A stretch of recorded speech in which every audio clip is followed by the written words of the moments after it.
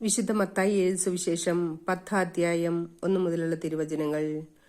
അവൻ തന്റെ 12 ശിഷ്യന്മാരെ വിളിച്ച് അശുദ്ധാത്മാക്കളെ ബഹിഷ്കരിക്കാനും എല്ലാ രോഗങ്ങളും വ്യാധികളും സുഖപ്പെടുത്താനും അവർക്ക് അധികാരം നൽകി. ആ 12 അപ്പസ്തോലന്മാരുടെ പേരുകൾ: ഒന്നാമൻ പത്രോസ് എന്ന് വിളിക്കപ്പെടുന്ന ശിമിയോൻ, അവന്റെ സഹോദരൻ അന്ത്രയോസ്, സെബദിയുടെ പുത്രനായി യാക്കോബ്, അവന്റെ സഹോദരൻ യോഹന്നാൻ, പീലിപ്പോസ്, ബർത്തലോമിയ, തോമസ്, ചുങ്കക്കാരൻ മത്തായി, ഹെൽപ്പയുടെ പുത്രൻ യാക്കോബ്, തദേവൂസ്, കാനാൻകാരൻ ശിമിയോൻ, യേശുവിനെ ഒറ്റിക്കൊടുത്ത യൂദാസ് കൊറിയത്ത. ഈ 12 പേരെയും യേശു ഇപ്രകാരം ചുമതലപ്പെടുത്തി അയച്ചു: നിങ്ങൾ വിജാതിയരുടെ അടുത്തേക്ക് പോകരുത്, സമരിയാക്കാരുടെ പട്ടണത്തിൽ പ്രവേശിക്കുകയുമരുത്. പ്രത്യുത ഇസ്രായേൽ വംശത്തിലെ നഷ്ടപ്പെട്ടുപോയ ആടുകളുടെ അടുത്തേക്ക് പോകുവിൻ. പോകുമ്പോൾ സ്വർഗരാജ്യം സമീപിച്ചിരിക്കുന്നു എന്ന് പ്രസംഗിക്കുവിൻ.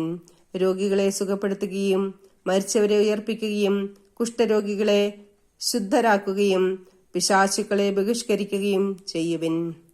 ദാനമായി നിങ്ങൾക്ക് കിട്ടി, ദാനമായി തന്നെ കൊടുക്കുവിൻ. നിങ്ങളുടെ അരപ്പെട്ടയിൽ സ്വർണമോ വെള്ളിയോ ചെമ്പോ കരുതി വയ്ക്കരുത്. യാത്രയ്ക്ക് സഞ്ചിയോ 2 ഉടുപ്പുകളോ ചെരുപ്പോ വടിയോ കൊണ്ടുപോകരുത്. വേല ചെയ്യുന്നവൻ ആഹാരത്തിന് അർഹനാണ്. നിങ്ങൾ ഏതെങ്കിലും പട്ടണത്തിലോ ഗ്രാമത്തിലോ പ്രവേശിക്കുമ്പോൾ അവിടെ യോഗ്യതയുള്ളവർ ആരെന്ന് അന്വേഷിക്കുകയും അവിടം വിടുന്നതുവരെ അവനോടുകൂടെ താമസിക്കുകയും ചെയ്യുവിൻ. നിങ്ങൾ ആ ഭവനത്തിൽ പ്രവേശിക്കുമ്പോൾ അതിന് സമാധാനം ആശംസിക്കണം. ആ ഭവനം അർഹതയുള്ളതാണെങ്കിൽ നിങ്ങളുടെ സമാധാനം അതിൽ വസിക്കട്ടെ. അർഹതയില്ലാത്തതെങ്കിൽ നിങ്ങളുടെ സമാധാനം നിങ്ങളിലേക്ക് തന്നെ മടങ്ങട്ടെ. ആരെങ്കിലും നിങ്ങളെ സ്വീകരിക്കാതെയോ നിങ്ങളുടെ വചനം ശ്രവിക്കാതെയോ ഇരുന്നാൽ ആ ഭവനം അഥവാ പട്ടണം വിട്ടുപോകുമ്പോൾ നിങ്ങളുടെ പാദങ്ങളിലെ പൊടി തട്ടിക്കളയുവിൻ. വിധി ദിവസത്തിൽ ആ പട്ടണത്തേക്കാൾ സോദോം ഗോമോറ ദേശങ്ങൾക്ക് കൂടുതൽ ആശ്വാസമുണ്ടാകുമെന്ന് സത്യമായി ഞാൻ നിങ്ങളോട് പറയുന്നു. ചെന്നായ്ക്കളുടെ ഇടയിലേക്ക് ചെമ്മരിയാടുകളെ എന്ന പോലെ ഞാൻ നിങ്ങളെ അയക്കുന്നു. അതിനാൽ നിങ്ങൾ സർപ്പങ്ങളെ പോലെ വിവേകികളും പ്രാവുകളെ പോലെ നിഷ്കളങ്കരുമായിരിക്കുവിൻ. മനുഷ്യരെ സൂക്ഷിച്ചുകൊള്ളുവിൻ, അവർ നിങ്ങളെ ന്യായാധിപ സംഘങ്ങൾക്ക് ഏൽപ്പിച്ചു കൊടുക്കും. തങ്ങളുടെ സിനഗോഗുകളിൽ വെച്ച് അവർ നിങ്ങളെ മർദ്ദിക്കും.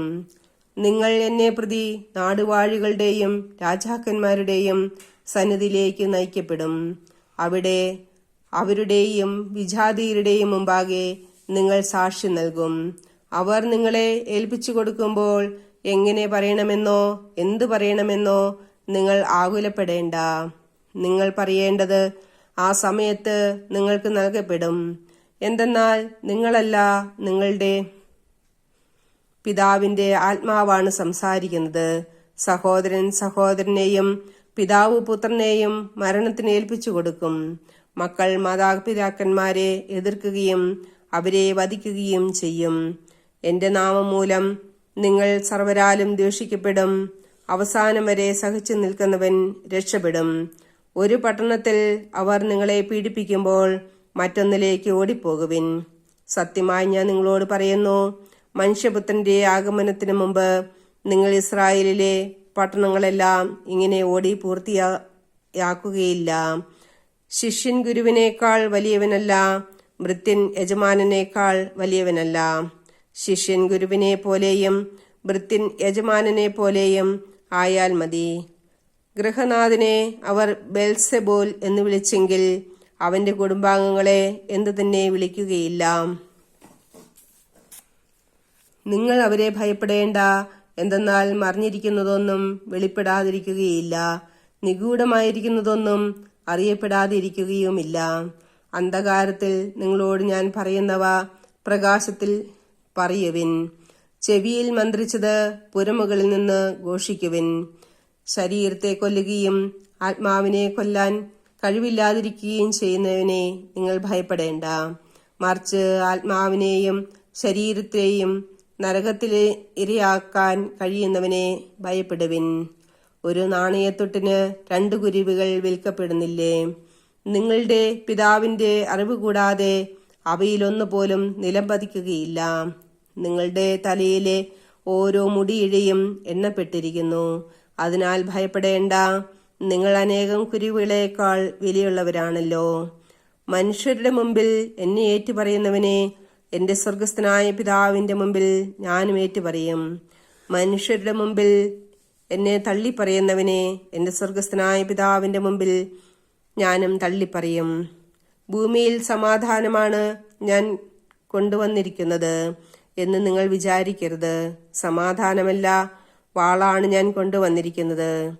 എന്തെന്നാൽ ഒരുവനെ തന്റെ പിതാവിനെതിരായും മകളെ അമ്മയ്ക്കെതിരായും മരുമകളെ അമ്മായിമ്മയ്ക്കെതിരായും ഭിന്നിപ്പിക്കാനാണ് ഞാൻ വന്നിരിക്കുന്നത്.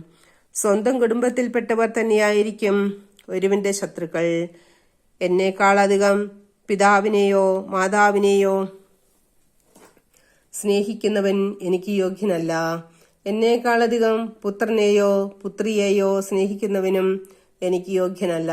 സ്വന്തം കുരിശെടുത്ത് എന്നെ അനുഗമിക്കാത്തവൻ എനിക്ക് യോഗ്യനല്ല. സ്വന്തം ജീവൻ കണ്ടെത്തുന്നവൻ അത് നഷ്ടപ്പെടുത്തും. എന്നെ പ്രതി സ്വന്തം ജീവൻ നഷ്ടപ്പെടുത്തുന്നവൻ അത് കണ്ടെത്തും. നിങ്ങളെ സ്വീകരിക്കുന്നവൻ എന്നെ സ്വീകരിക്കുന്നു. എന്നെ സ്വീകരിക്കുന്നവൻ എന്നെ അയച്ചവനെ സ്വീകരിക്കുന്നു. പ്രവാചകനെ പ്രവാചകനായി സ്വീകരിക്കുന്നവന് പ്രവാചകന്റെ പ്രതിഫലവും നീതിമാനെ നീതിമാനായി സ്വീകരിക്കുന്നവന് നീതിമാന്റെ പ്രതിഫലവും ലഭിക്കുന്നു. ഈ ചെറിയവരിൽ ഒരുവന് ശിഷ്യൻ എന്ന നിലയിൽ ഒരു പാത്രം വെള്ളമെങ്കിലും കൊടുക്കുന്നതിന് പ്രതിഫലം ലഭിക്കാതിരിക്കുകയില്ലെന്ന് സത്യമായി ഞാൻ നിങ്ങളോട് പറയുന്നു.